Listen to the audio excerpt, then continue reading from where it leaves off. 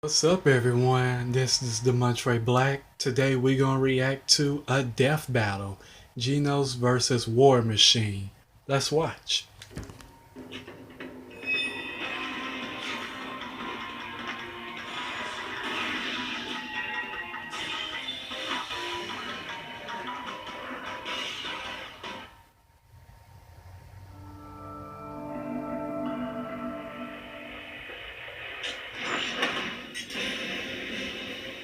Sometimes the most awesome heroes aren't born, they're made. Like when I get my shotgun leg. Well, at least some heroes know what to do with their new abilities. Like Genos, the cyborg sidekick of One Punch Man. And War Machine, best friend and understudy to Marvel's Iron Man. He's whiz and I'm boomstick. And it's our job to analyze their weapons, armor, and skills to find out who would win a death battle. You ever think about how if there weren't so many villains blowing up fictional places, we wouldn't have so many awesome heroes? Genos was a happy 15-year-old living a quiet life, until his family and town were obliterated by a deranged cyborg. Thankfully, he was saved by a scientist, and Genos had one request. He wanted to be a powerful cyborg too. Weird. I mean, I guess he really liked how the other cyborg violently murdered people. No, this was a means for revenge. Genos set out on a walkabout of justice, though it wouldn't be long until he found his match in the one and only Mosquito Girl. This bug's making me pitch a tent, and not to keep her out, if you know what I mean. Ew. Luckily, another hero stepped in to save the day. Look out! It's the One Punch Man himself! Understandably impressed, Genos asked that Saitama take him on as a student. Kid Egghead here wasn't too excited about having a sidekick, but they eventually became buds. The two were quite the dynamic duo. Genos in particular rose to fame thanks to his adoring fans. Yeah, he's pretty popular with the ladies, obviously. No such luck for Baldy McPuncherson, though. To improve his hero work, Genos received numerous upgrades and repairs from Dr. Kusina, the same man who turned him into a cyborg in the first place. Mostly because he can't get out of a fight without something getting blasted off. He's got super durable armor over his entire body, and he can pop his limbs on and off like a friggin' lizard tail. Genos' limbs and body are incredibly strong, able to easily defend against powerful attacks. And the metal that makes up his body has been upgraded to protect against stuff like acid or heat, on top of them boosting his speed and overall power. He has multiple niche upgrades as well, such as an adhesive he can spray from his heels to immobilize foes. Talk about a sticky situation, right, Wes? Well, he only needs to use the goop if he hasn't already noticed his opponents with his hyper sensors or weird cyborg eyes, which can zoom and enhance the most distant of evildoers. His eye can see in infrared or track image signatures. And it can shoot a blast of blinding light. Solar flare! But there's far more weaponry across his body. Hidden blades, arm missiles, and electric shocks, just to name a few. With his rocket boosters, he moves faster than almost anyone. And he can even fly. Well, sort of. He didn't even mention that his arms have freaking cannons in them. These are his incinerators, powerful blasters of fire of which he can control the size of the resulting explosions. And slapping both arms together makes the more powerful Spiral Incinerator Blast. Then there's his Ultra Helix Incinerator.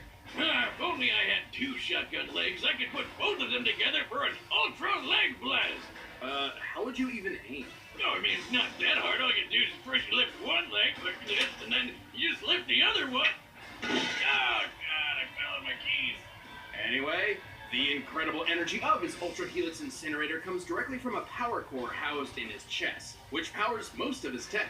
But even with so much firepower, his physical attacks are awesome too. Like the time he jet drive arrow kicked this Elder Centipede asshole so hard in the teeth. His incinerators are powerful enough to eradicate monsters, buildings, and even mountains. By using the smallest mountain in the world as a reference, the size of the damage and the fact that he vaporized that thing makes it a feat worth 66 kilotons of TNT. Not only is Genos strong, he's incredibly fast, moving faster than the human eye can see. He targeted and struck this city-destroying meteor rocketing through the sky. And those big boys are no joke. What big boys? Meteors! Those things killed the dinosaurs. Well, the fact that he was able to actually hit the big boy, not just target it, means he must have been moving 200 times faster than sound.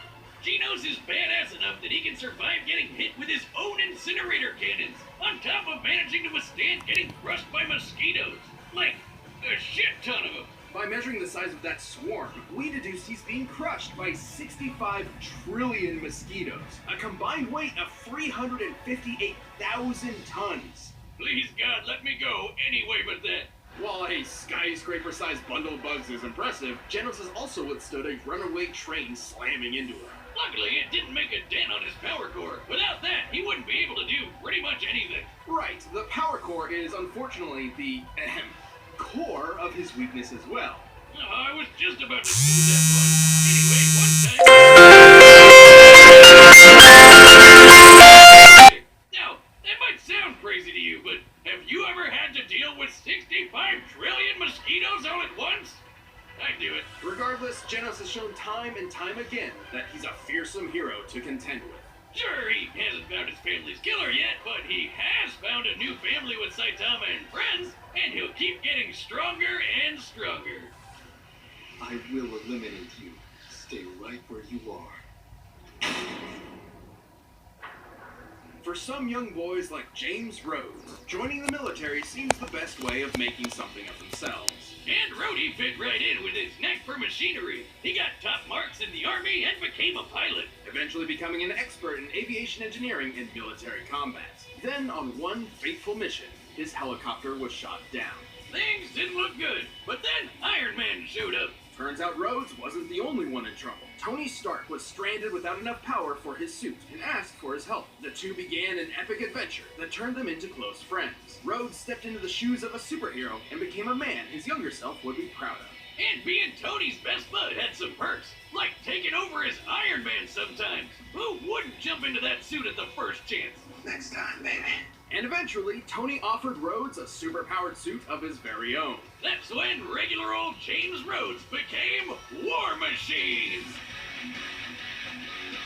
Oh yeah, it's like Iron Man but with more guns. Rhodes had spent years trying to find his place in the world. As War Machine, he found a way to truly make something of himself.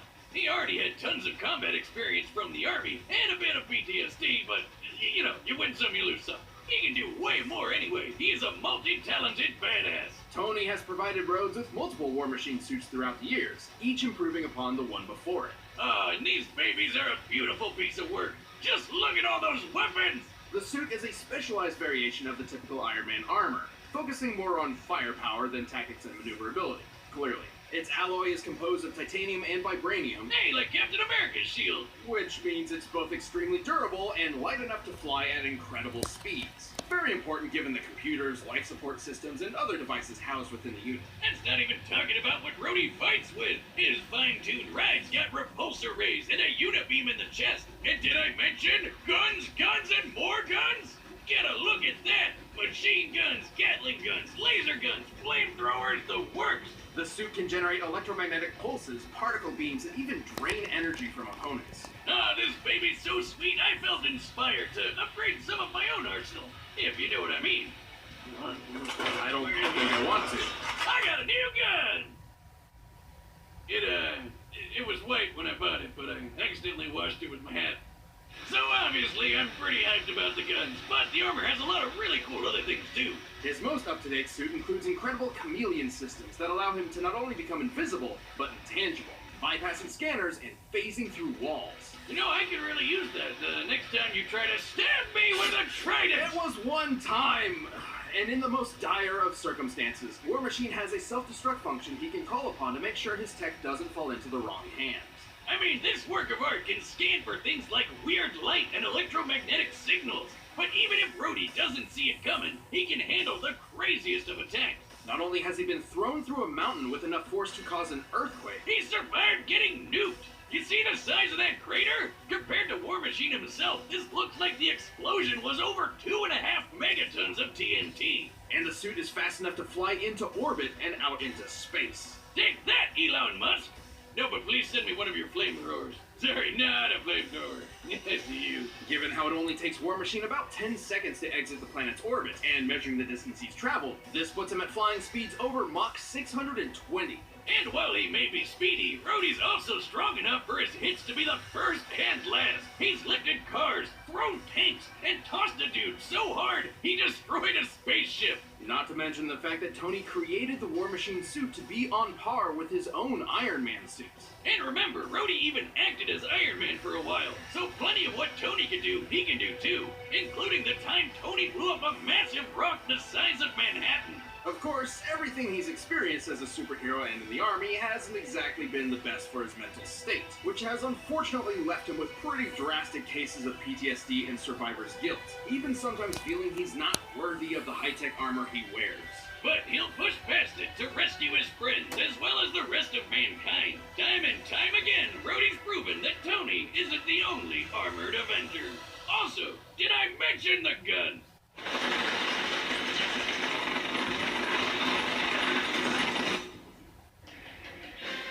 Alright, the combatants are set, and we've run the data through all possibilities. But first, we'll tell you about him so you don't end up looking like One Punch Man. This episode of Death Battle is sponsored by Hims. Hey guys, there's a company out there to help you look your best every day. Hims! Did you know that 66% of men start to lose their hair by age 35? I've done research on this myself, and, well, it's true and terrifying. But Hims can help. If your hairline is starting to run for the scalp, the best way to keep it where it belongs is to do something about it while you still can. Grab this new year by the follicles. Here's to a year of personal growth with Hims prescription solutions backed by science. And if you're as shy as Liz here, it's perfect for you. Yes, Hims knows some conversations are easier to have online than off. So, with them, you can connect to a real doctor online. And should you be prescribed, it's shipped right to your front door. Dive into 2020 hair first. Right now, get started with your first month free. Go to forhims.com/deathbattle. Prescription requires an online consultation with a physician who will determine if a prescription is appropriate. Offer valid only if prescribed. 3-month minimum subscription. Additional restrictions apply. See website for full details and important safety information. Remember, that's forhims.com/deathbattle. But right now, it's time for a death battle!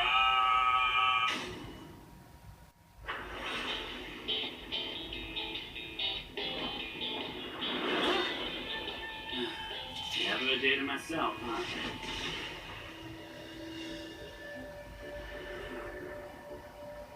Hey there! Destruction of property is a serious offense, young man. One more of you, huh? Come for vengeance? I'll turn you to scrap!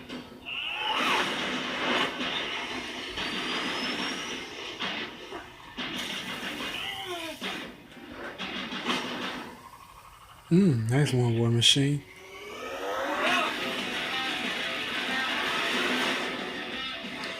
A little hot-headed, are we?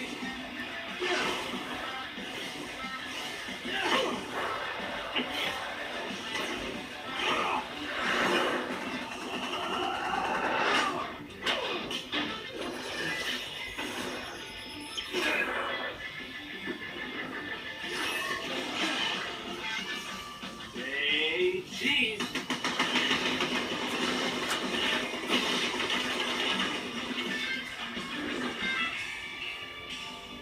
Need a hand? I already have one! Nice one, Genos.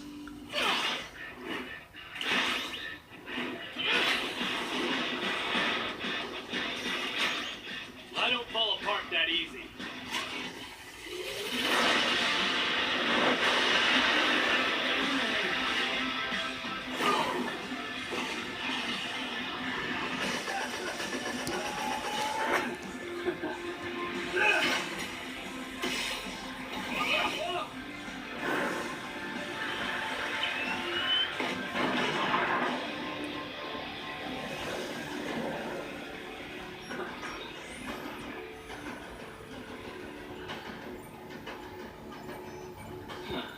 I guess he ran off.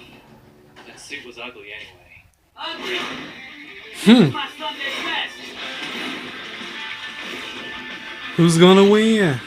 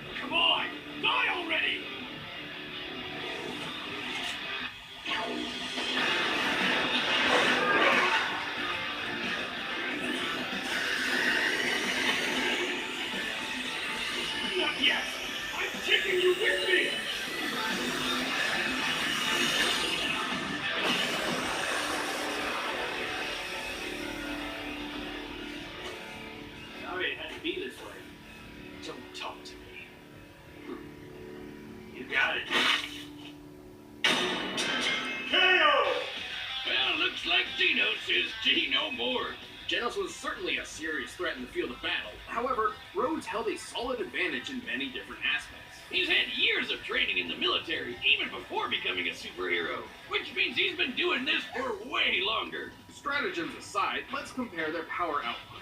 At his best, Genos had kicked the Elder Centipede backward. Which was friggin' huge. According to an interview with a One Punch Man manga illustrator, Elder Centipede's body measures 15 meters wide.